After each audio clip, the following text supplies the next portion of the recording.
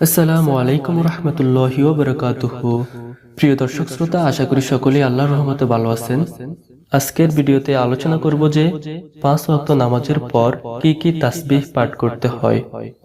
5 ওয়াক্ত নামাজের পর যে তাসবিহগুলো পাঠ করলে আল্লাহ তাআলা আমাদেরকে দুনিয়া ও আখিরাতে কল্যাণ দান করেন।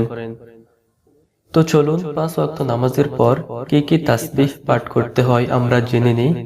ফজরের নামাজের পর 100 বার পাঠ করবেন হুয়াল হাইয়ুল কাইয়্যুম, হুয়াল হাইয়ুল কাইয়্যুম, অর্থ যিনি চিরজীবিত ও চিরস্থায়ী। জোহরের নামাজের পর 100 বার পাঠ করবেন হুয়াল আলিয়ুল আযীম, হুয়াল আলিয়ুল আযীম, অর্থ যিনি সর্বোচ্চ সত্তা ও মহান। আসরের নামাজের পর 100 বার পাঠ করবেন